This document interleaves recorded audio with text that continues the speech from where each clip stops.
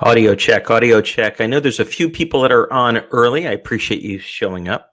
If you could type in the chat box, let me know if you can hear me okay. I'd appreciate it. Thanks. We'll start in just a few minutes.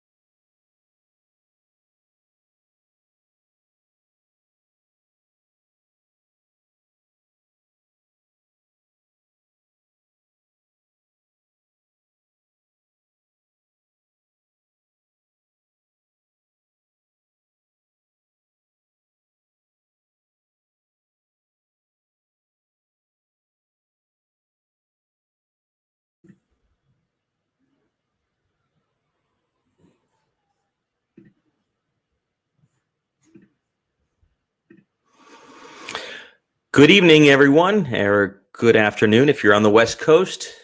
I'm your host, Jeff Hyman, and we're going to get started in just a few minutes. I just wanted to do one last audio check, video check. If you could just type in the chat box if you can hear me okay, see me okay, and then we'll get started in just a few.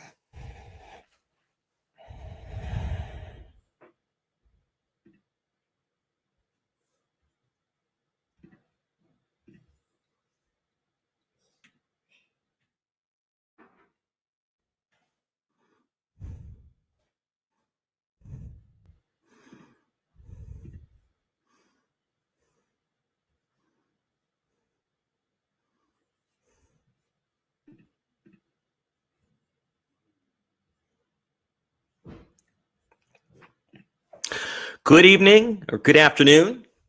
I'm Jeff, and it's great to have you on. We are going to get started in about 7 minutes. I'm going to start on time and give people a chance to join. So if you haven't already got your beverage, I hope you'll join me. And if you could type in the chat box, if you can hear me okay, if you can see me okay, just want to do one last check, and then we will get started in just a few.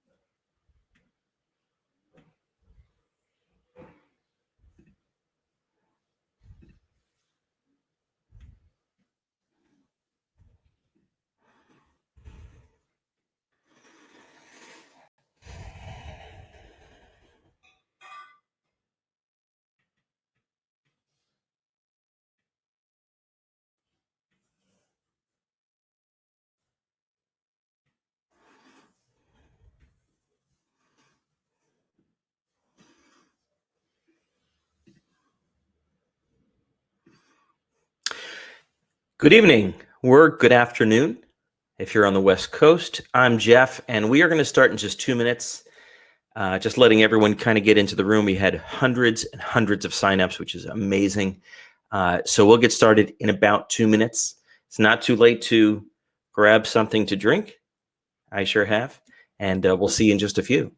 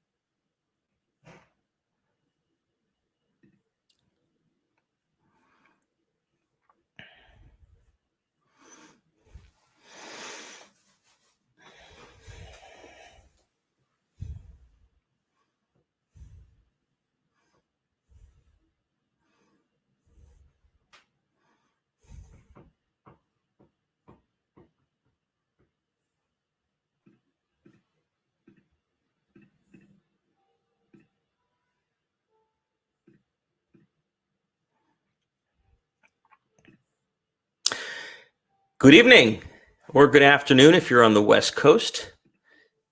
I am your host, Jeff Hyman, and it is great to do another one of these live events. We've got hundreds of people still kind of getting into the room right now, but I'm super excited about it.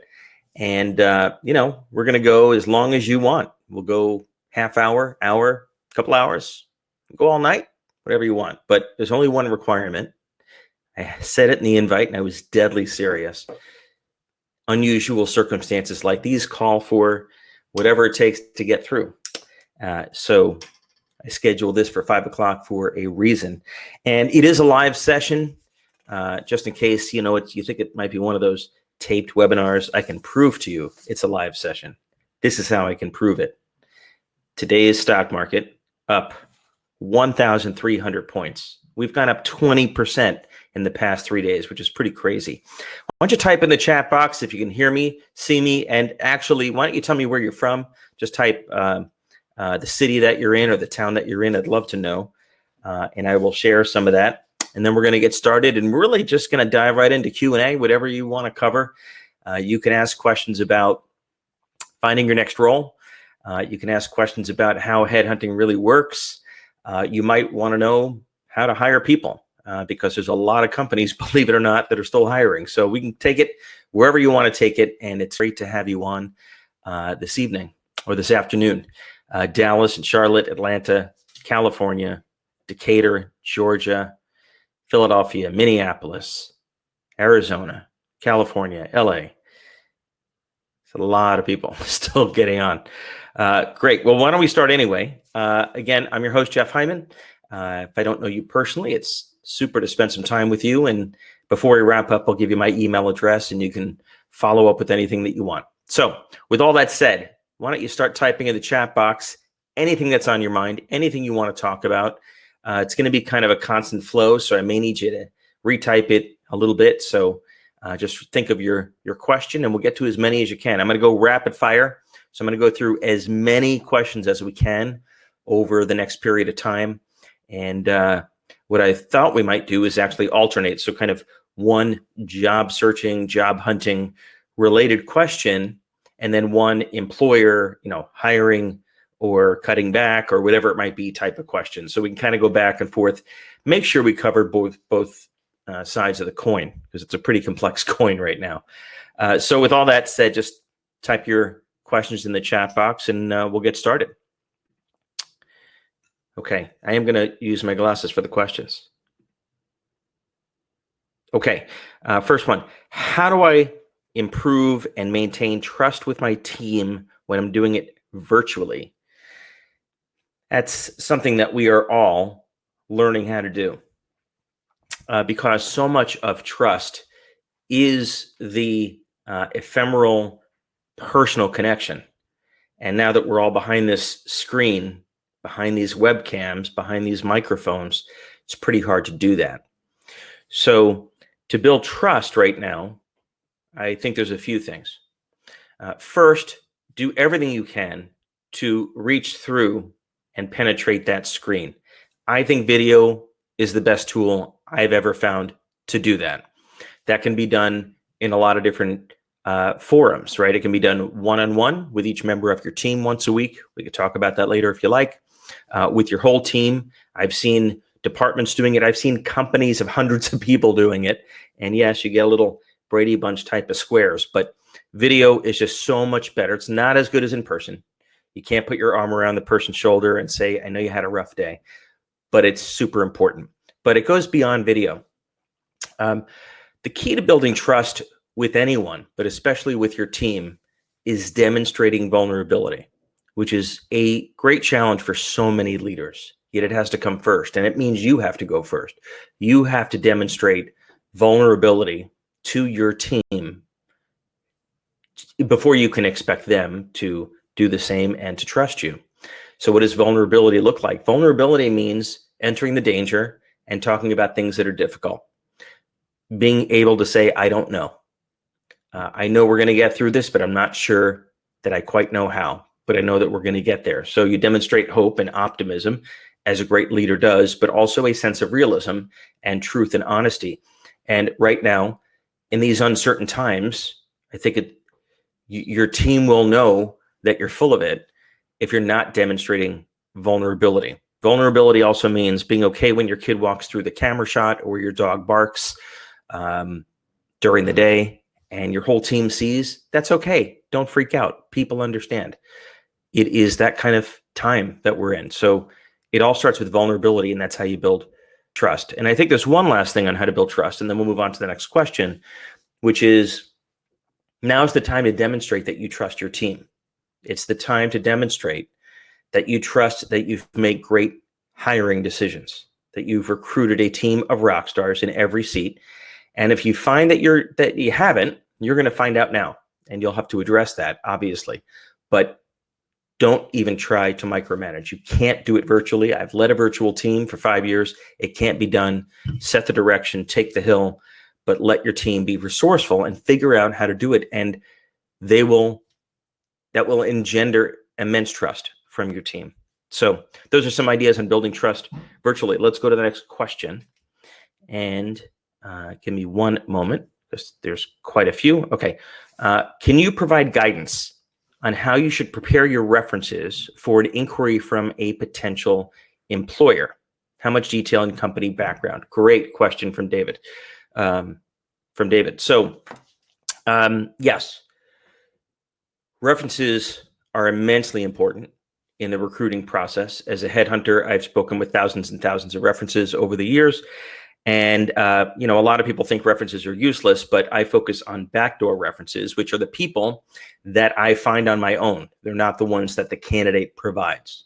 So you can't prepare those backdoor references because you don't know who they're going to be. But you certainly can prepare your front door references, the list of people that you give to a prospective employer. I'll give you some tips. First of all, do it early in the process. Do it before you're even asked. It inspires such confidence. When you say, hey, I know you haven't asked for it, but I wanted to give you my list of references. And when I see that list, and the longer the list, the better, I almost know what they're going to say because you had that confidence to provide that list. And that list should be every former manager you've ever had, if it's even remotely possible. And we could talk more about that later if you like. Their mobile number, their email address, their current role in company. So make it super easy for the reference checker, whether it's your hiring manager, your executive recruiter, et cetera. Now, to David's question, how to prepare those people? Yes, you reach out to each of those people first, just as a courtesy, so they're not, caught off guard, but to give them a very short snapshot of the role that you are interviewing for, what it is all about. So what is the scope of that role or the purpose of that role? A bit about the company, unless it's a company like Apple that they know, but they probably don't. So don't assume they know. Give them a little bit of information about the company and anything you want them to be sure to focus on. So if you don't talk about that, they're just going to say, oh, David's a great guy and he was awesome. But if David, you know that the company is concerned about your lack of industry experience, you want that former manager to say, you know what? David didn't know anything about our industry, and in 2 months, he knew it better than I did, right? So make sure you kind of prepare them, arm them with information, include a copy of your resume or your CV or your LinkedIn so they can refresh themselves. Maybe they were your manager 5-10 years ago. So yes, You must prepare your former managers for reference checks. Let's go to the next one. From Jonathan, how do you enter new industries after working in one vertical for the past 10 years? It's a great question. And it can be done. I see it done every day. The best way to do it is to think about other industries that are adjacent, that may not be as impacted. So, of course, hospitality right now is in the dead center of the bullseye of what's been impacted by the situation. But there are all kinds of industries that serve or feed the hospitality industry, and some of those certainly are impacted too, right? So companies that wash sheets for hotels are obviously impacted, but there's plenty of other vendors and companies and customers that are not impacted or not as much. Accounting firms that serve the hospitality industry, consulting firms that serve the hospitality industry. The tax situation over the next year is going to be incredibly complex, and many of those tax preparers specialize in the hospitality industry. So that's just one little example, but the point is to think about adjacent industries. After you tap that out, think about other industries that are comparable or have comparable dynamics. So maybe it's a long sales cycle. Well, I'm used to a long sales cycle. Maybe there's very low customer concentration. My industry has that too, and so on and so forth. And you'll find that you can think of other industries that are kind of similar in a lot of ways, and target those industries as well. Now, as you communicate your background, make sure you're obviously drawing those connections. Don't expect the employer to do it for you. You want to make sure you talk about them up front. Let's go to the next question. How to advise mid-career professionals looking for work who have not cultivated a network? Well, obviously you want to dig your well before you're thirsty. But if you haven't done it, it's too late for that. But I will say that most leaders I talk with don't get creative enough on thinking about the network that they actually have established. I've almost never met somebody that when I give them this exercise, they can't list out a few hundred people. So let me tell you the exercise. Start with every company that you have worked for over the recent past, let's call it 10, 15 years. Think of every individual that you can think of that you worked with at that company. Start making a list. Add to that list anyone that worked at the company perhaps at the same time that maybe you didn't know, or you knew their name, or maybe you met in a meeting. They're not a total stranger, but again, you are kind of from the same alumni club. You both worked at Apple at the same time. So you do that for all your employers. Now you do that for your colleges. Well, actually, let's hold on schools. Still in the company bucket, you've got your customers and your vendors. So you probably worked with a lot of outside vendors. If you were in marketing, you worked with ad agencies. If you were in HR, you worked with a payroll firm. If you were in software development, you worked with tech suppliers, hosting companies, whatever it may be, your sales reps from those companies, the consultants you worked with those companies. Then you have all your customers, right? Even if you're not in sales, you still probably interacted with some of the company's customers. You start making this list, and then you use LinkedIn to come up with even more. So you can search by company in geography for certain time periods, and you'll find other people that worked there at the same time. That list should already be hundreds of people. Now, some of those people are going to be more useful than others, obviously, but technically, they're all in your network. Second, go through your LinkedIn network. And most people have over 500 people by this point. I've got 30,000, but a lot of people have in the thousands or tens of thousands. And spend time going through that network and refreshing yourself. You'll be shocked on who you connected with 3 years ago and have not talked to them. Now's as good a time as any. So you'll add that list. Now, schools, your classmates, and virtually every school in the US has an alumni database. If you don't have access, send an email to career services or alumni services at your both undergrad and grad if you have them, and go through that database. You're going to find dozens or hundreds more. So just in a couple minutes, we've already gotten a pretty long list, and I think that'll get you started in a pretty meaningful way. Let's go to the next one. How do you make a Rockstar LinkedIn profile? That's a great question. I'm going to pull up a LinkedIn profile, and let's see if we can do that right now on the fly.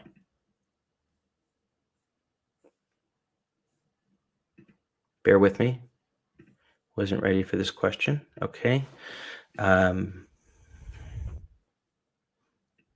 So we're going to go to LinkedIn. And you know what? Let's use someone on the call. I'm going to get permission from someone. If you're cool with me doing a real-time teardown of your LinkedIn, I charge a lot of money for this normally. Type your name in the chat box and just say, okay, you use my LinkedIn, and I'll pull you. I need your first name and last name because I can't see that. And then we'll use a real LinkedIn profile. In the meantime, I'm going to prepare for that.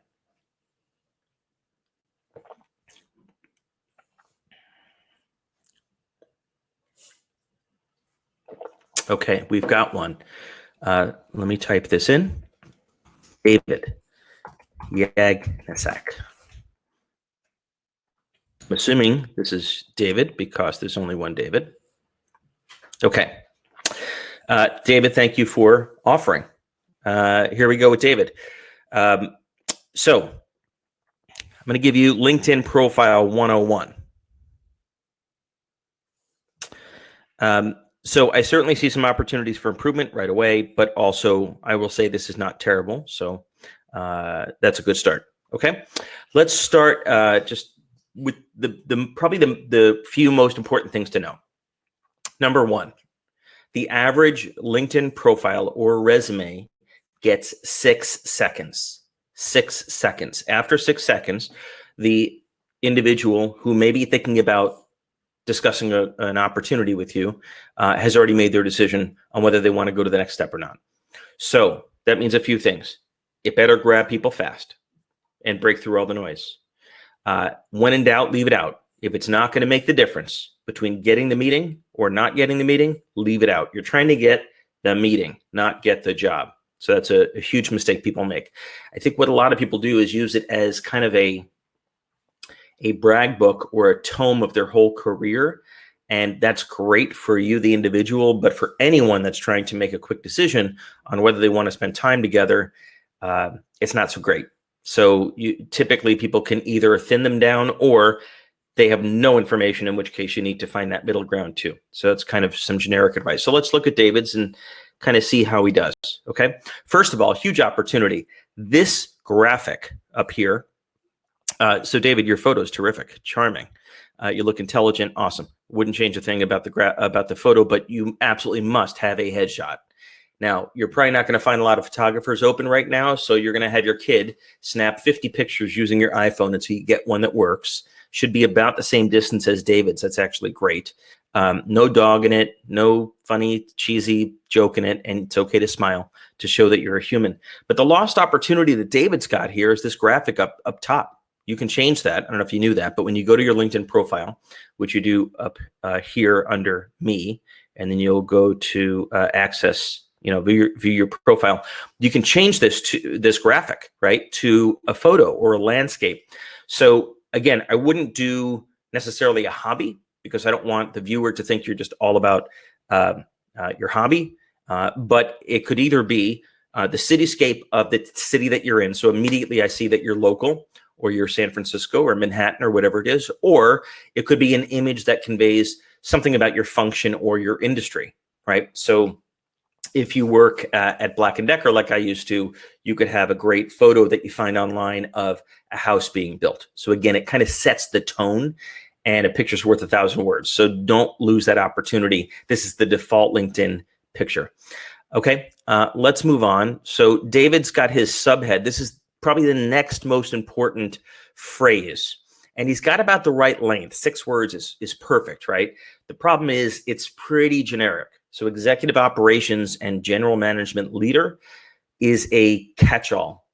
It means so many things to so many people. I'd love to see that much more targeted, either about a specific industry experience or some business that he has scaled. Again, 6 to 8 words. You don't want to go too long, but that is a lost opportunity.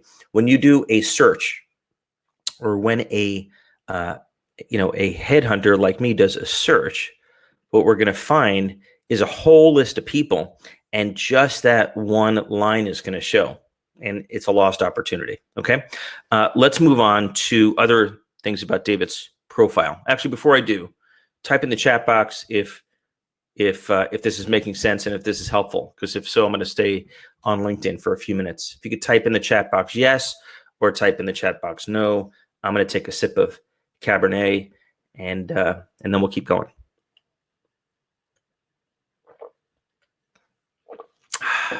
Oh, that's good. Yes, very helpful. Keep going. Yes. Okay, great. I'll slow down and we'll keep going. So the next opportunity here with David, or really with anyone, is the about section. Okay, think of this as a summary. And one thing that David has done great is include his contact info, because if you are not connected to someone, they cannot reach you other than send you an in-mail. And if you don't check your in-mail on LinkedIn often, they can't get in touch with you unless they have some secret email finding tools like I use. But David has included his phone and email, which I'm not going to show you too much there. Okay. But there's a lot of word vomit up here. And I think I know that David has taken someone's advice to include every word under the sun to make sure his profile comes up in a search. And I get that strategy. The problem is no one's ever going to read this. So if it's really important to include some of these keywords, that's great. But a lot of this information, David, could be skinnied down, and specifically quantifiable accomplishments, right? There's 2 or 3 things that we've all done that we are most proud of, right? We launched a new product. We set a new record. We grew revenue by 200%. We did something, 2 or 3 of those things in a lifetime. If you're lucky, those are the things to include in the about section, not word vomit. Okay, let's keep going to the experience section. David is with a consulting firm. Now, it's not a consulting firm I've heard of, so it's great that he includes here that it's an international consultancy for excellence in supply chain. That's great. If it was Apple, probably wouldn't need to say maker of the iPhone, because we already know that. Now, he also includes, again, a little bit of word vomit here. I'm focused on bullet points, much easier for the eye to scan, as opposed to prose, which is the way this is structured, but also quantifiable achievements. You should know your metrics. You should be able to convince the hiring manager, the headhunter, that you know your numbers. And so that's you grew revenue by X, you cut costs by Y, you launched Z new products, et cetera, et cetera. So there's an opportunity for improvement there. Here's a little bit of confusion on David's. He's a consultant at RNG Global Consultants, but he's an owner and consultant at his own consulting firm. It begs the question of what is that all about? And the problem is David's not there to answer the question. So now I have to decide, is he even available? Maybe he's taken a job. Maybe he forgot to update his profile. So make it not confusing. Now, if for some reason David included his consulting firm, he has another opportunity here, which is to get rid of the gray box of death. So when you enter a company name, the icon should appear, such as RNG or JCD, right? You can see the company name, Samusa, but there is no company logo here because it's his own company. But David can create a company in LinkedIn, upload his logo or icon, and it'll get rid of the gray box of death. You want to get rid of all of those gray boxes of death, because you have an opportunity to make a great image and a great impression. Going further down, I see that he was with JCD for just 10 months, right? I'm obviously going to want to understand why, but again, just trying to get the meeting. So Samusa, he had a number of roles. Now he's really made use of images, which is great. It's another opportunity in your profile to kind of just bring some life to it. I can kind of see what the products were that he was working on if I was interested, but otherwise it's not that annoying. Again, this is really long. Now I know he was there for 9 years, but this is really dense. This feels really, really dense. I'm sure there are some things in here that are not going to make the difference. For example, I'm just picking one at random. Created and led safety program. Okay, I'm sure that's very important, but he was VP of operations for 12 years. Is that going to make the difference between me sending David that email or calling him and saying, I'd love to talk to you about a job as COO? It's probably not going to make the difference. When in doubt, leave it out. Just a couple more minutes and then we'll keep going. So here's a big one. Here's a big opportunity for improvement. So if we go back to the top, so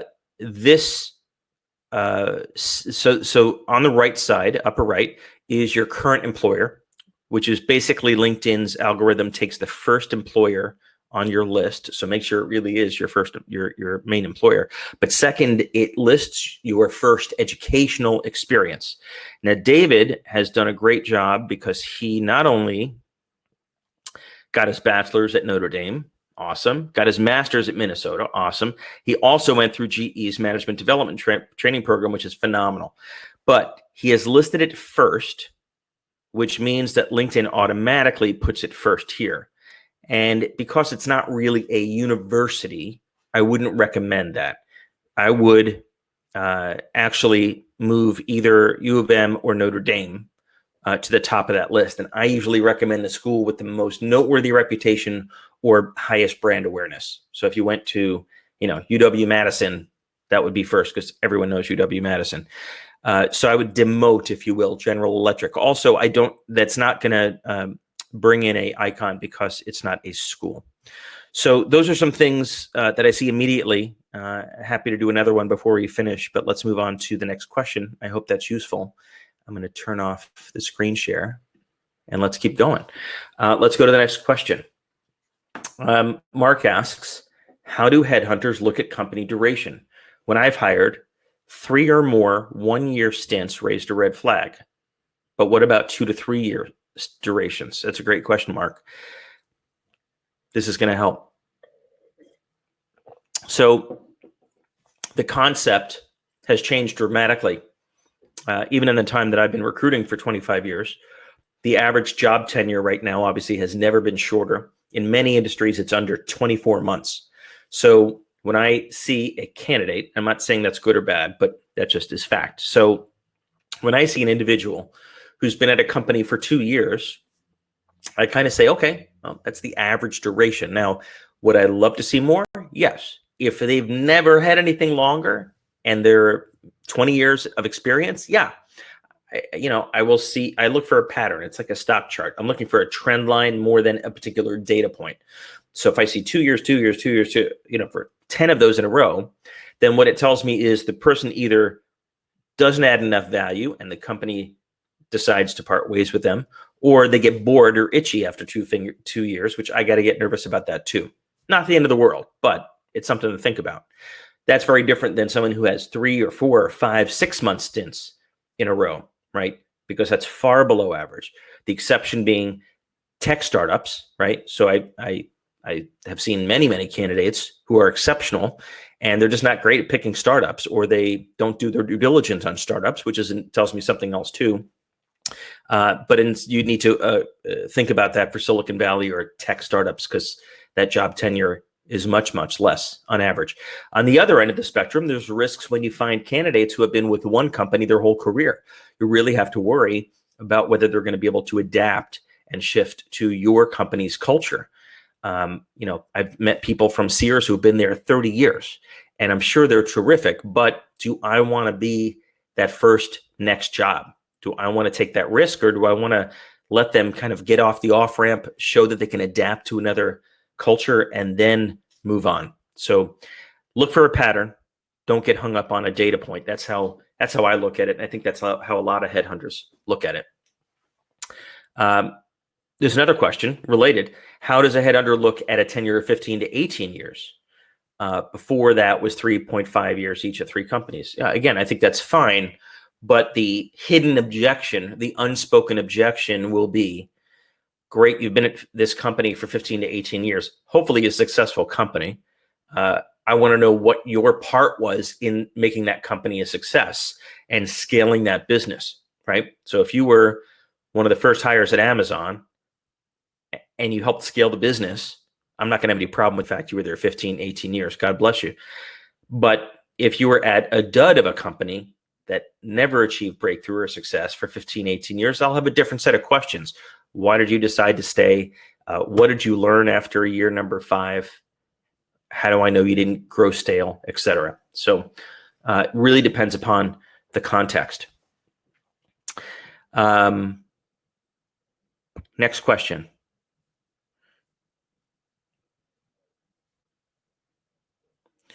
We are currently experiencing a surge in operations responding to COVID-19, but still treading lightly in how to proceed given industry-wide impacts. How, as a leader, do you balance trusting your team, but also rolling up your sleeves in a can-do attitude to help relieve the workload pressures? Great question from Julia. So I think of this as wartime. It's the first war I've ever lived through or experienced. And if you know anything about wartime leadership, you know a few key principles. One is you do whatever it takes to live to fight another day. That is the sole focus of you and your team and your organization, is overcoming what's right in front of you. And for a lot of companies right now, that means survival and maintaining cash. It sounds like in your case, business is booming, which is great. Unfortunately brought on by the virus situation. But if that means you need to jump in and do stuff you did 5-10 years ago, that's what it takes. That's what you do. Now, if you're the leader of that team, hopefully you're out recruiting or sourcing for help, maybe even part-time consultants or any kind of resources to shore up and supplement your team. But if it takes you diving in to the dirt, to the mud, to advance your team, then that's what you got to do. That will engender so much trust, so much will on the part of your team, which then begs the other point, which is how do you balance trusting your team? Those are not mutually exclusive. You can still trust your team and realize that they just don't have the capacity and you got to dive in, right? But don't micromanage them. Tell them, guys, I'm taking my hand off the wheel much looser than it used to be. We used to check in every 2 days on this or that, the other. Now we're just going to check in once a week or every other week because I'm diving in to handle these customers or this project. Your team will appreciate it. And if you've hired well, which hopefully, Julia, you have, you will find people rise to the occasion. It's pretty remarkable what's happening. This is the time that leaders are made. Let's go to the next question. How do companies see your current designation versus a potential new designation? For example, a manager being considered as a VP in a different organization. If seen negatively, how do you overcome that barrier? Well, I think it varies more by leader and hiring manager than it does by company. So let's be more specific. Let's talk about the actual person that you're talking to or hoping to talk to. If they've read my book, which I'll give to you free if you don't have a copy already, just go to recruitrockstars.com. I didn't have a chance to put fancy subtitles up, but if you go here, I'll give you a free copy of the book. If you've read that, you know that I love up-and-comers, right? If I have a client who's looking for a phenomenal VP of marketing, that person today may very well not be a VP of marketing. They may be a director of marketing, and we're kind of calling them up to the majors, the major league. Happens all the time. So great, they don't have the title, but they're doing the job today. They've got the competencies. They're a perfect match for the DNA of our company. DNA, chapter 2. We'll take the chance on that person. Happens all the time. Now, there are other situations where a hiring manager needs someone who's been doing this job for 10 years, who has that title, who has the gravitas, who's probably at the same compensation level. There are certainly situations like that. Turnarounds are notorious, right? There is no time to get ramped in a turnaround, right?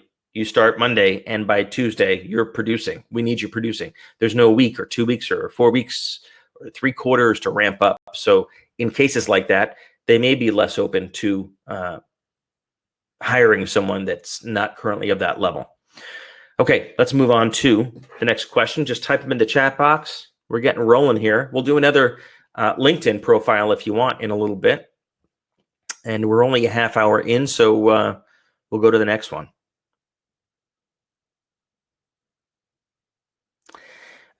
If someone is at a large, stable company right now, would you recommend they halt their job search and stay put for now, given the uncertain situation? Yeah, I think I would. I hate saying that. I hate hearing the words come out of my mouth. But this situation is so unique and so uncertain that if your current situation is tolerable, right? Because life's too short if it's not tolerable. If your manager is beating on you every day, or your commute, well, you don't have a commute right now, but if you're going to go back to some crazy commute, if it's just not doable, then you got to make a change. But if you have a safe port in this storm and you're able to make it through, and you are producing and adding value, I think that staying with a large, boring, well-paid company right now, if that's the situation you're in, is not such a bad place to be. I hope that changes in weeks or months. I really hope it does for you, but that is probably good advice right now. Let's move on. Okay, let's do another LinkedIn profile. Brooke Brooks. Wow, cool name. Okay, so let's go to LinkedIn, and we're going to do another. We'll do another LinkedIn profile teardown. Maybe I'll host a TV show like this. Okay, Brooke.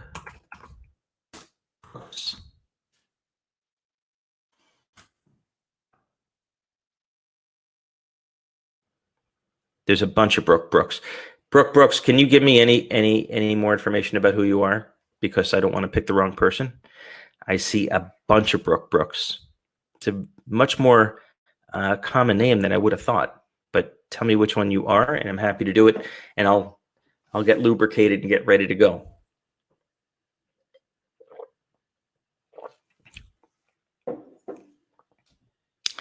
Yeah, can you tell me like your title, your company, anything? Brooke Brooks. Just type in the chat box. You're keeping hundreds of people waiting, Brooke. For gosh sakes. Okay, corporate counsel. Got it. Brooke Brooks, corporate counsel. Here we go. Okay.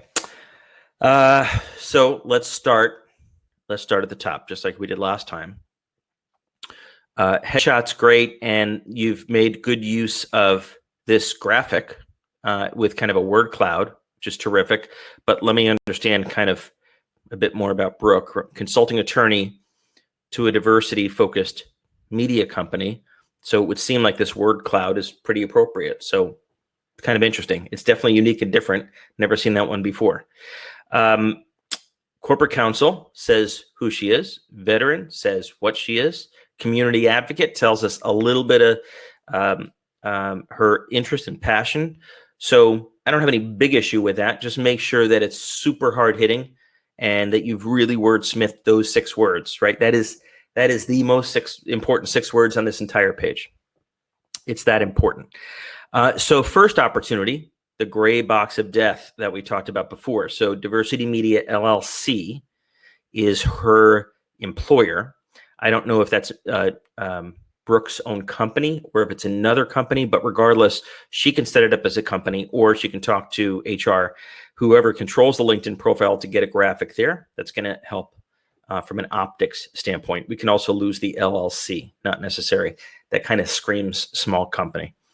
It's great that she's used bullet points. It's a lot more readable. But I noticed that she structures and negotiates a wide variety of contracts. Well, I know that's what an attorney does, so probably not the most important thing to start with, right?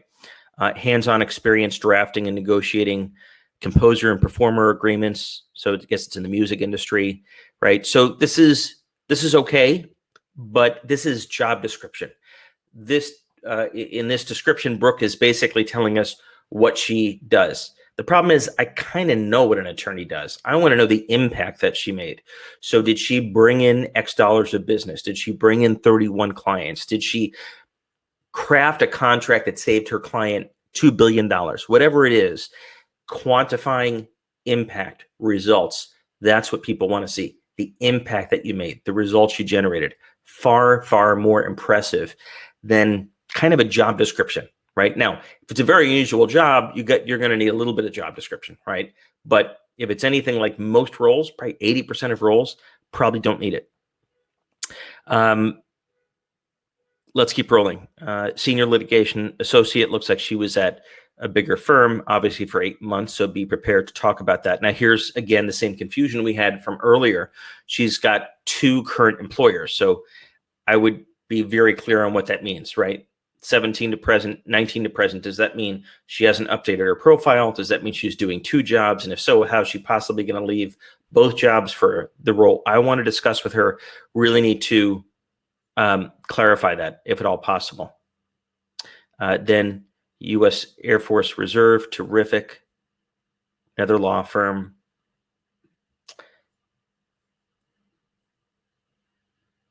Gray box of death, we can fill that in. There's a lot of experience here. I would just, because it doesn't look like you have a ton of total experience, I would make sure that you really need all this stuff, right? When in doubt, leave it out. When in doubt, leave it out. And then, of course, you got your law school coming up here, which is terrific. So overall, it could be sharpened, but it's not terrible. It's certainly not terrible. So why don't we end that one for now? Brooke, thanks for letting us use that one. We'll do one more before we finish. Let's go to the next question. Eric asks, what's the best way to position one's operating experience as a benefit to a PE or VC firm? So from that question, I guess the first sub-question is, are we talking about to potentially get a role at a PE or a VC firm or at one of their portfolio companies? Right now, I do not think is going to be a great time to join a PE or a VC firm.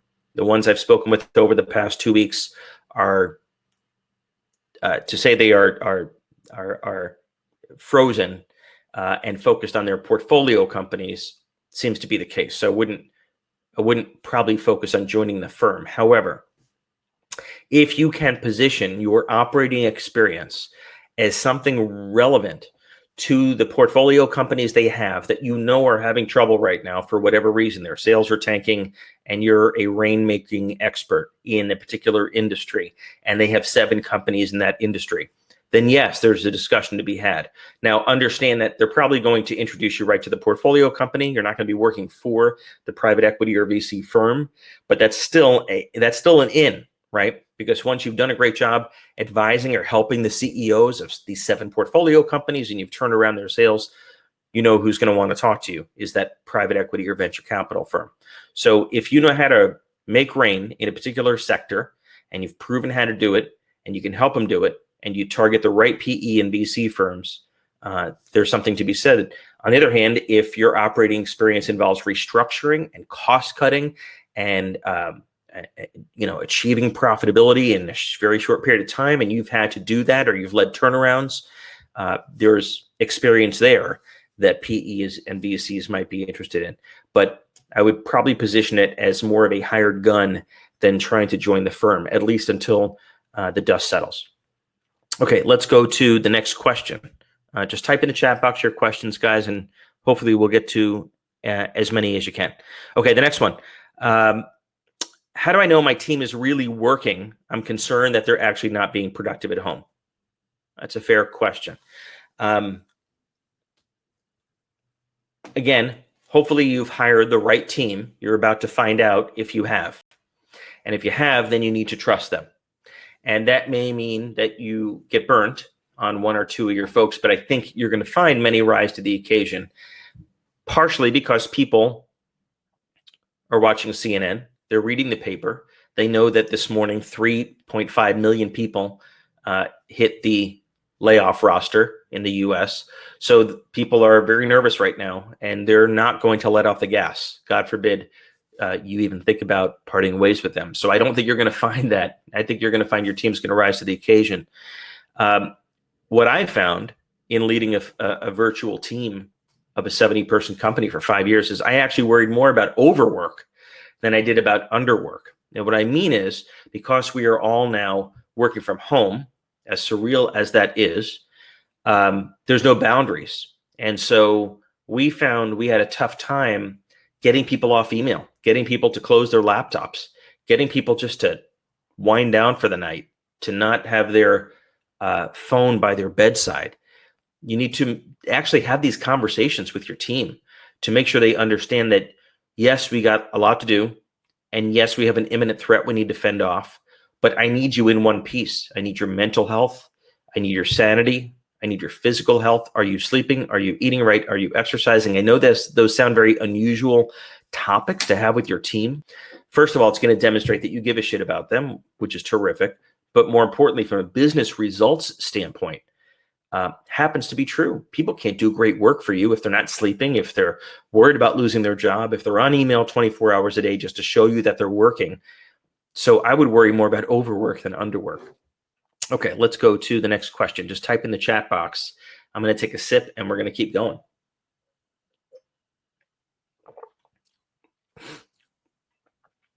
Okay, next question. Oh, from a fellow headhunter. I sometimes feel guilty about overhyping the role that I'm recruiting for. I am worried that it causes resentment amongst the client and the candidate. So I get the question. You shouldn't have to overhype the role for two reasons. It should be a good role, right? As an executive recruiter, I can't take on an assignment, and I don't, if it's a crappy role, right? If it's just uninspiring work or make do work or just grunt work, whatever it is.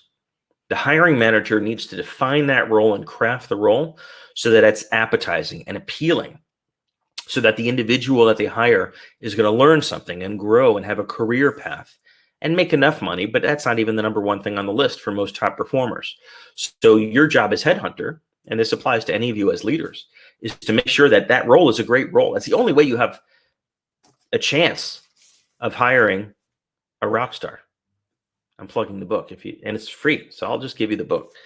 So that's number one. Number two, don't forget there's a lid for every pot. You may find the role to not be that interesting. You may feel you're overhyping it, but to the right candidate who may be 20% below that role in terms of not just comp, but experience and tenure and learning, they may find that role to be perfectly appealing and interesting. So I wouldn't think about it that way, but you can't sell crap. You can't put lipstick on a pig. If it's a crappy job, you need to work with the team to redefine, rescope the role, not just the title, but the actual role itself. Okay, let's go to the next one. How much should we believe in a headhunter's motivational speech about how good you are in the potential new role? What do you think about a headhunter being involved in the interview panel? I just want to have a headhunter's perspective. So I don't recommend blowing smoke up anyone's ass in terms of the candidate. I don't give a speech on how great they're going to be in the role, but a headhunter, or you as a line manager, as a CEO, as a department head, sometimes needs to help the candidate draw the connections. You can't just expect an outside candidate to say, oh, this is the perfect role for me. You have to educate them. You have to sell them, not hype, but educate them. So let's move away from that example. Let's think about a salesperson. The best salesperson is consultative, asks questions before they speak, right? They don't just show up and throw up. They ask questions. What are your needs and how do we address them? And what's your biggest problems and what have you tried? That's what a great salesperson does. Someone who's trying to recruit a rock star does the same things. Tell me about your career aspirations. What are you most bored with? What was the best job you ever had? What kind of relationship do you want with your manager? And then you'll draw one of two conclusions. This person actually would be great for this job. Then you have to help them see that. You have to help explain the job, educate them on why this is such a perfect match, or realize, you know what, this is not a great match, and move on to the next candidate. So education is always a good thing. Okay, let's go to the next question. I'm totally stuck. What should I look for in my next job? Fair question. We've all felt that way before. So what to look for in the next job? I'll give you a 2-minute lesson on kind of how I think about these things. I recommend taking out a piece of paper and creating a Venn diagram with 3 circles. I'm not going to draw it for you right now, but 3 overlapping circles. You know what a Venn diagram is. And fill in the 3 circles. Wine helps dramatically in filling in the 3 circles. I'm getting more candid already. The first circle is, what are you exceptional at? What would you say you are a rock star at? Let's define rock star. It's in the first chapter of the book. People that are in the top 5% at a particular thing. So don't talk about what you're good at. If you're amazing at 1 or 2 things, that's enough, right? So that's what goes in that circle. It may be building relationships. It may be finding bugs in software, whatever it is. That's circle 1. Circle 2. What are you absolutely passionate about and love doing? Now that can be tasks or things that you love doing at work, or it could be just interests. It could be you love horticultural, you love dogs, whatever it is. That goes to circle 2. Circle 3 is the toughest one, and it changes over time, which is, what value can I create that people are willing to pay for? Okay. How do I create value for other people that they will actually compensate me? Unless you want to work for free, that's great. But if you're talking about your career or a paying job, that's an important circle too. Because what good is it if you're good at something, you're good at making origami, you love making origami, who is going to pay you right now in this uncertain market to do origami? Probably not a lot of people. Okay. So you're writing in that circle. And then what we're looking for is the overlap between those 3 things. And if you can nail that thing, man, you got it, right? Your resume follows from that. Your LinkedIn follows from that. Your target list of companies follows from that. We can go through any of those things and how to do them. But it starts with that Venn diagram. And a lot of people don't take the time to think about that. And it certainly evolves over the career. But I'd encourage you to really think about that. And if you want help, I'll help you. Just go to headhunteredge.com. This webinar is sponsored by headhunteredge.com. And I'll work with you and we'll get your 3 Venn diagram. It's not hard to do, but having a sounding board, having someone really push you on the questions can be really helpful. If it's not me, find someone who knows you best, your wife, your spouse, your partner, your roommate, your clergy, whatever. Okay, let's go on to the next question. Just type in the chat box. We're just getting rolling here, guys. We're going to do another LinkedIn teardown in just a little bit. But in the meantime, let's do another question. How do I interview for a job remotely on video? That's a great question. I don't know from the question if you mean as a candidate or as an employer, but my answer is probably the same either way, but mainly as a candidate. So obviously, well, let's go through the basics, right? What are you going to wear? It looks weird if you're wearing a suit during COVID-19 lockdown from home. I don't think you need to wear a suit. I also wouldn't wear a torn t-shirt. I had one of those with a candidate yesterday. So you could find something in between. Do your best, your very best, to have a quiet space. If that's your bathroom, that's your bathroom. I had an interview a couple of days ago with someone in a closet at their home, a walk-in closet, but it was the only place that they get away from the kids and the dog. So whatever it takes.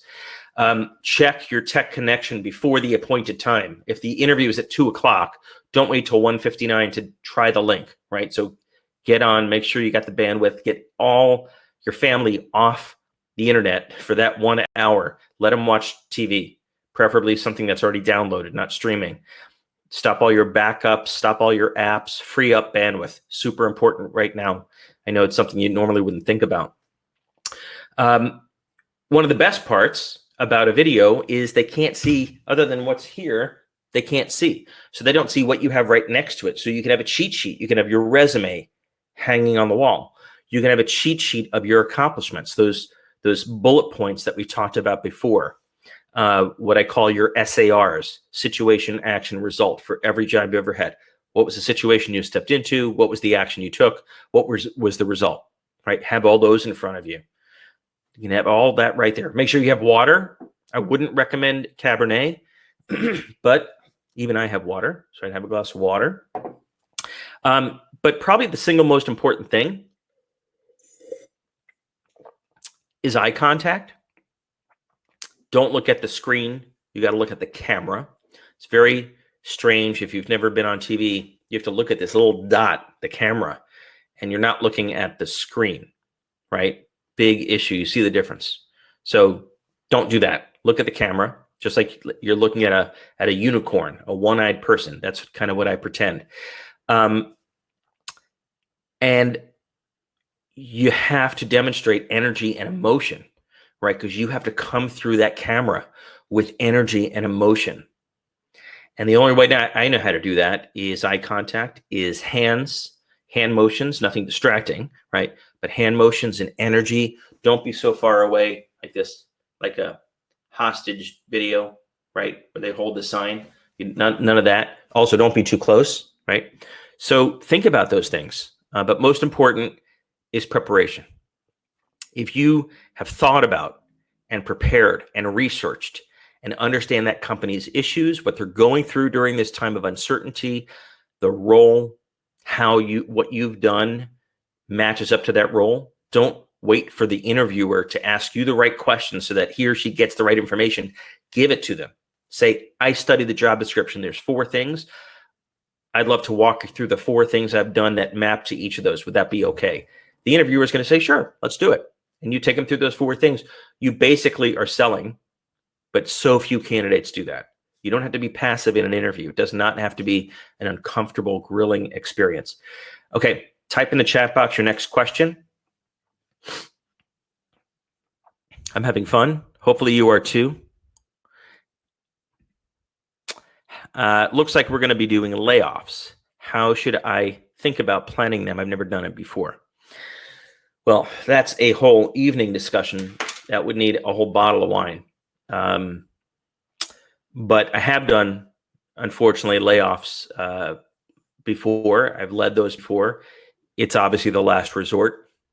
And I could give a whole lesson about it, but I'll give you a couple things to think about. First, of course, is making sure it really is the last resort. So reducing all non-essential expenses in every way, shape, or form. Deferring rent, which a lot of property owners are okay right now if you need to push your rent back a little bit. You don't want them to forgive it. You just want them to let you pay them a bit later. Same with your customers, trying to get them to pay earlier if you can. So managing your cash. Presuming you've done that and perhaps taken a pay cut yourself if you are the leader of the business or the owner of the business, now the choice you have to make is deciding whether you're going to part ways with people, potentially hiring them back in a month or 2 or 3 or 6, however long this period takes, or try to keep the band together and take a proportionate reduction across the board. And I'm seeing companies do it both ways. Neither is right or wrong. They both have pain. It's kind of like which sucks less, right? Do we want to reduce everyone's comp to try to keep the band together, or do we want to keep just a few people intact and part ways with the rest? You have to decide that. And part of the decision for that depends upon your level of risk and your assumption of how long this period of uncertainty and downturn is going to take. Now, I spend most every night the past 3 weeks reading about economist projections of when the job market will come back. It's very torn. Some believe we're going to have a V-shaped recovery. So 2, 3, 4 weeks from now, the lights are going to go back on, the party's going to begin, and we're all going to start hiring like crazy. I don't know if I buy that. Other people believe it's going to be a 2 or 3 year period. The right answer is probably somewhere in between, but you know your numbers. And working with your CFO and your accounting team and controller, you can model it out and see how long you need to make that cash last. I'm telling people, my clients, to assume a reduction of 40% revenue for the next 12 months. Now, I think that's worst case scenario. Could be worse, but hard for me to think it will be. But that's a material decrease. Now, that's obviously not if you're in an industry that's impacted. As we've talked about, there's some industries that are doing great right now, healthcare being one of them. But you need to make that decision. Once you've made that decision, my biggest advice would be cut deep and cut once, because death by 1,000 cuts and layoffs is a surefire way to destroy the morale of an organization. People start looking over their back. Every time you have a Zoom call, people are worried that you're about to lay them off. And if you can avoid that in any way, do it once, cut deep, cut once, focus on the survivors, do everything you can to ensure a soft landing for the people you're parting ways with. But doing that, layer by layer by layer by layer seems like the kind way to do it. But by that third, fourth layer, people are just shell-shocked. And now they can't even focus on their work, which impacts the business results, which kind of becomes a self-fulfilling prophecy. Okay. So with all that said, not a great topic, but something to be thinking about. Let's go to the next question. Just type in the chat box and let's go to the next question. And then we will do another LinkedIn teardown. I'm almost ready for a refill. Type in the chat box any question, anything that's on your mind. I want to hear it. Okay. I personally feel disconnected, not seeing my team every day. What do you recommend to keep the team feeling connected, comfortable with each other, and supported and having fun? We're all going through that right now. It's a great question. We did this at Retrofit, which is the virtual company that I led for a few years, and it worked great. And it was a 15-minute stand-up meeting every morning at a certain time, 9 o'clock, call it. If you're national, you got to think about the time zones. And in that 15 minutes, it's just a quick, very quick around the horn. You'd have like 15 seconds, and it would be one fun question, what's the best thing about working at home? Or what's one thing you learned about your spouse this week that you didn't know before, whatever, right? And then a key priority for that day, or a key thing we got to get done that day. And you just kind of go around the horn. Part of it is a built-in accountability and discipline, right? We're all up, we're all out of bed, we're all out of our pajamas, we're focused and working at 9 o'clock, which is great, because believe it or not, some people can't work without that kind of discipline. Part of it is just feeling connected, using video. Part of that is connection. It's just empathy and connection. We would share tears on those kind of calls. We'd talk about a client success that we had. Again, this was an online wellness company, so we changed lives. So that is a great way to stay connected. Obviously, supplementing that with a one-on-one with every one of your direct staff each week right now should be non-negotiable.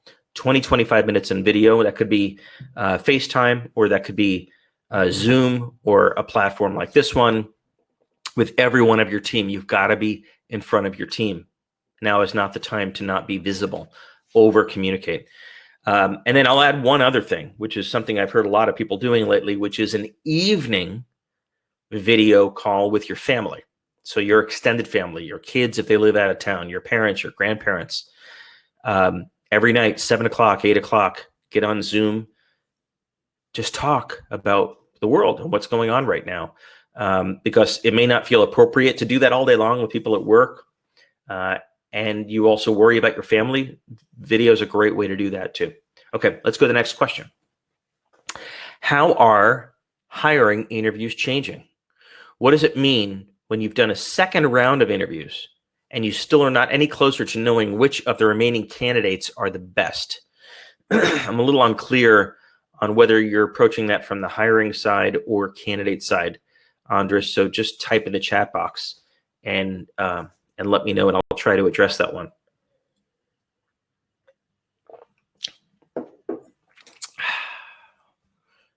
And everyone else, type in the chat box. Is this useful so far? We've been at it for an hour. Are you up for a few more minutes? Does anyone want a LinkedIn teardown? If so, just type your name. Give me the okay. Give me your first and last name, and we'll do a LinkedIn teardown before you finish. Okay, so the question was on the hiring side. So hiring interviews. What does it mean when you've done a second round and you still don't know who to pick? Great question. So if you go to Recruit Rockstars, you get a copy of my book for free. And the book takes you through a process. Now, you don't have to use my process, but have a process. And the way I think about a hiring process is just like a dating process or a sales process, which is a funnel. And you start with a little bit of time, then you spend more time, then you spend even more time, and you really get to know the finalist or final two before you make your selection. And you're investing more and more time. Now, the thing to remember is that interviews, job interviews, especially over video, are notoriously not great predictors of success. We all rely on job interviews. We interview a bunch of candidates, and whoever has the best interview gets the job. And half the time, we are wrong. That is the national average of hiring accuracy is 50%.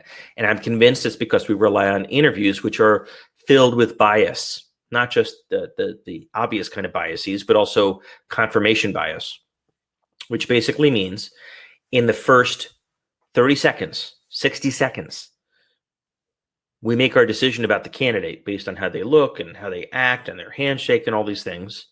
And then we spend the rest of the 59 minutes trying to prove that we were right. That's called confirmation bias. I'm trying to confirm my hypothesis was right. So interviews are notoriously bad and not predictive. So I obviously interview candidates, but I've done 30,000. So, I'm decent at it, but I still don't trust my gut. I still don't trust the interviews. So we move to the two next stages, which most companies don't do or don't do correctly. The first is the test drive, and the second is reference checks. Reference checks we talked about a bit earlier. You can't skip them. I've learned things in reference checks that made me run from a candidate. And unfortunately, it's not going to happen often, but you're going to save yourself a world of hurt if you pay attention to those references. But the test drive, chapter 6, is the single best predictor. It's the single best predictor. And we can talk about test drive later if you guys want, but basically it's a work simulation where I'm seeing the candidate do the work, not just having them tell me about doing the work. And it works beautifully. I've designed them for CEO roles all the way down to admin roles. Haven't found a job yet where I couldn't design a test drive. So I would encourage you to get away from interviews to make that final decision about those 2, 3, 4 finalists. Give them work to do, even if you have to pay them. And that winner will materialize. And it may not be the person who had the best interview. Okay, we're going to do a LinkedIn teardown. Andrea gave me permission, so I am going to share my screen. We'll do one last one. I think you'll find it useful. Here we go. Okay. Andrea Bjorkman. I'm sure I'm butchering that name.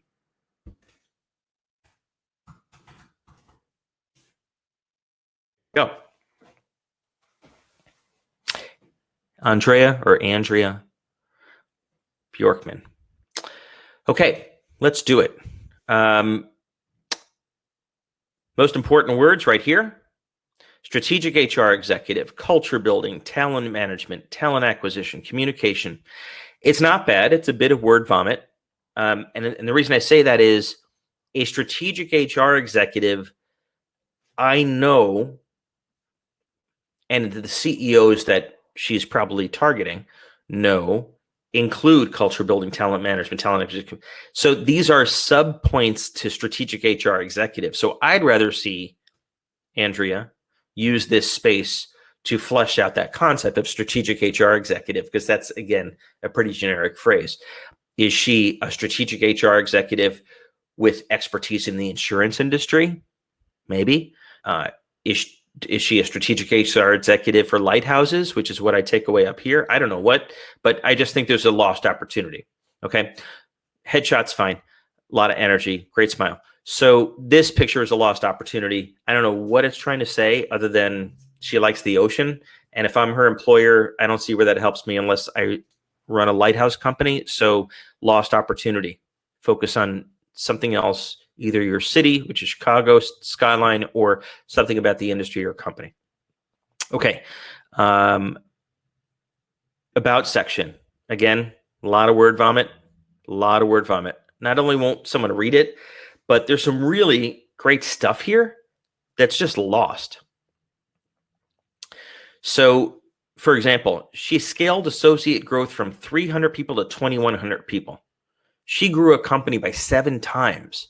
So if I'm a CEO leader or a headhunter doing a search for that person, and I'm looking for someone who has managed hyper growth of an employee base and all the ensuing complexities that come with that, it's buried.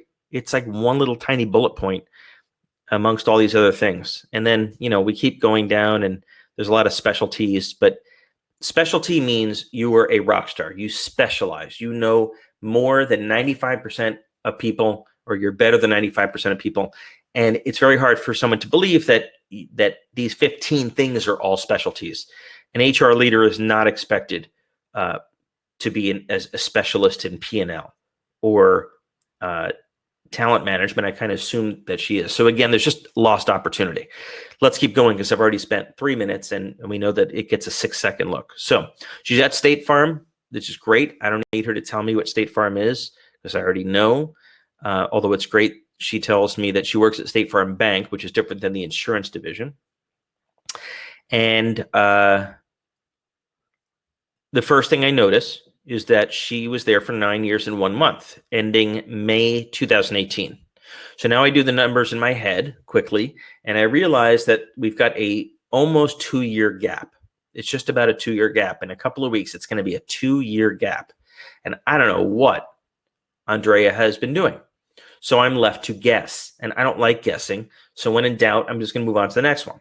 If I'm a busy, shallow-minded person searching for the right candidate. So either Andrea has been working and it's not here, so she needs to update her profile. Maybe she's been doing consulting. That should be there. Maybe she has been caring for a sick parent. That's totally fine, but that should be there. So I'm just left to guess. Or she's just abandoned her LinkedIn profile. So that needs to be addressed. That's probably the single biggest thing to address. Now, maybe she hasn't done this, I'm guessing, because she wants State Farm to appear to be first, and it appears up here, and all that is great. The problem is I'm just disappointed, right? It's like a big buildup in a plot of a movie, and then I see the movie, and I'm like, oh, man, the buildup was so good, and I can't help but being disappointed. So you can't hide it. So now play from that strength, right? If the strength is, and I'm just making this up, that she scaled this associate team from 300 people to 2,100 people at State Farm, but she adds that section, which means State Farm won't be here, then this is the perfect place to do it, right? So scaled, grew State Farm Bank by 7 times, 7x in 7 years or something like that. I'm just making that up, right? So strategic HR executive who led State Farm Bank through a 7x growth. Now I'm like, whoa, that's pretty good. So we need to add that current experience. The rest of this looks okay. It's not too dense, but again, quantify as much as possible. Maximize team knowledgeability, which is not a word, service and performance quality by 35%. I'd love to see those numbers, those metrics earlier wherever possible. And then I'm assuming that's the only experience that she has. I'm assuming that she only has 12 years experience. Andre, you'll have to correct me if I'm wrong, but there's nothing else here. Education looks fine. Again, the first school is the one that comes up here, and U of I is terrific, has a great reputation in Chicago. So I think that's awesome.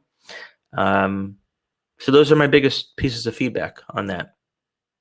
Okay, we have time for just a couple more questions. So just type them in the chat box, anything you want to know. In the meantime, I'll remind you again, if you want a free copy of the book, go to recruitrockstars.com. If you want to work with me, I'll spend time with you on video and we will crack down anything you want, headhunteredge.com. And of course, I'll give you a free copy of the book. Happy to. Next question. Do you still mine your own network for candidates? Yes. Yes. If you are a candidate looking for a job, you should start with your own network. And if you're looking to hire people, you should start with your own network. When you start with your own network, it's like a secret shortcut, right? Because I know them, I trust them, I know their reputation, I know the quality of work they do. And even if it's not a perfect match for the job, it's devil you know versus devil you don't. Would I rather have someone who I hired before and was amazing, but this is a bit of a stretch for them? Or would I rather hire some stranger off the street who could be psychotic for all I know, right? I'd rather have the safe bet, the devil I know. So yes, start with your network. Once you tap out your network, use your network to find their Rockstar referrals. And the book talks about that. Chapter 5 talks about how to find those people.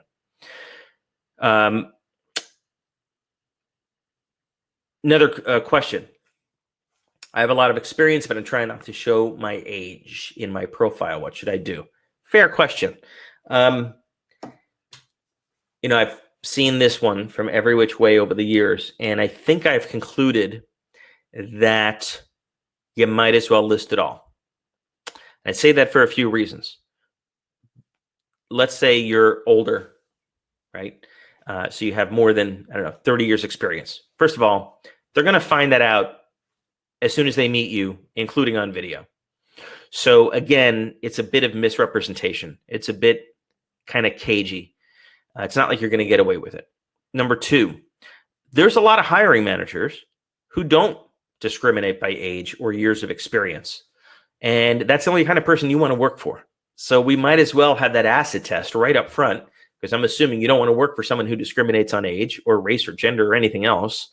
You might as well find that out. Now, in a resume or a LinkedIn profile, let's use LinkedIn profile, don't include all the bullets and detail from a job 30 years ago. No one cares. It's irrelevant.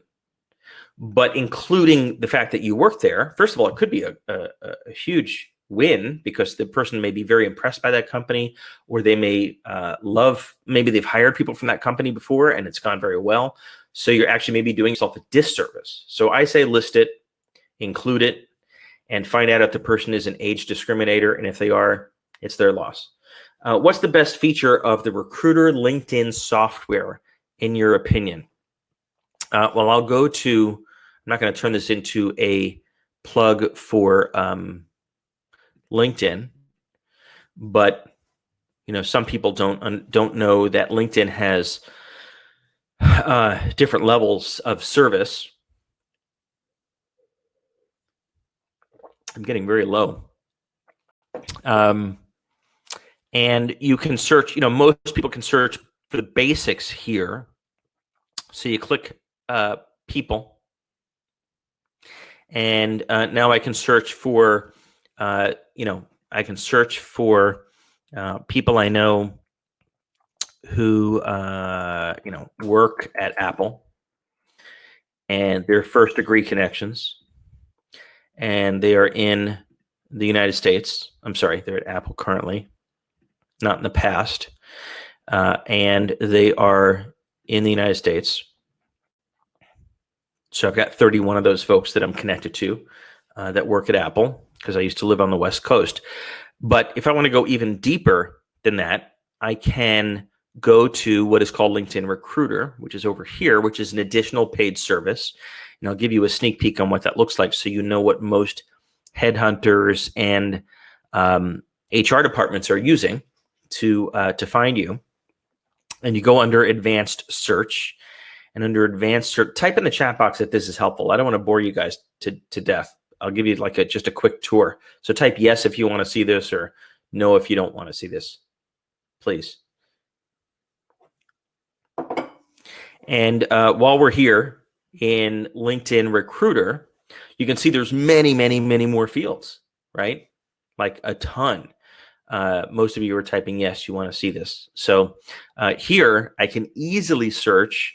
I'm just making this up on the fly, but if I want to find people in Chicago, and I can, by the way, look just in the city of Chicago or the greater Chicago area, which includes all the suburbs, I can look in the greater Chicago area. I'm at 4.2 million people. Now I want to find people who work at, at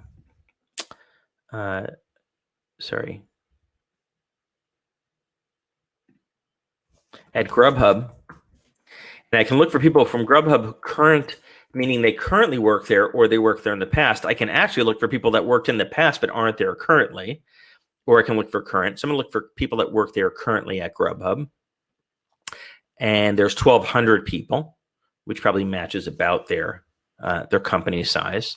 Now I want to find someone who's got a certain number of years of experience. So I want someone with at least 10 to 15 years experience. And I'm down to a manageable number of 300. So I can keep going. And there's other categories like military veterans and things like that. And then I hit search. And here we go, right? So here's the 299 people, and I can pull them up and I can review their profile. So it's very, very similar to regular LinkedIn, other than there's a lot more searching functionality. Do I think it's worth it? Probably not. But I'm working at executive levels, so the fees are high enough that it covers the cost, and it saves me a lot of time. For the average individual, it's a pretty expensive value proposition. Any final questions before we wrap up for this evening? I'm going to let you get on to your beverage and your evening with your family. I hope you'll be able to focus on your family like never before. Set your work aside, set the phone aside, and use this as great bonding time. Your kids are going to appreciate it. Your spouse or partner is going to appreciate it. And I'll remind you of two things. This time has been sponsored by recruitrockstars.com. If you need to hire anybody, let me know. We've got a great new service called Shortlist. It's $1,000, and I introduce you to 10 qualified candidates in 10 days for $1,000. It's super cool. People love it. A lot less expensive than most headhunters. But if you want to talk to a headhunter, that's me. Go to headhunteredge.com and you can book an hour with me, and we'll talk about anything you want, your job search strategy, how to make it possible, how to lay out that Venn diagram that we talked about. We can do a LinkedIn teardown for an hour if you want, and we'll wordsmith it and we'll nail it together. So however you want to spend that time, it's totally up to you. Headhunter Edge. Nice to see you all. Thank you for making the time, and I wish you a very pleasant evening.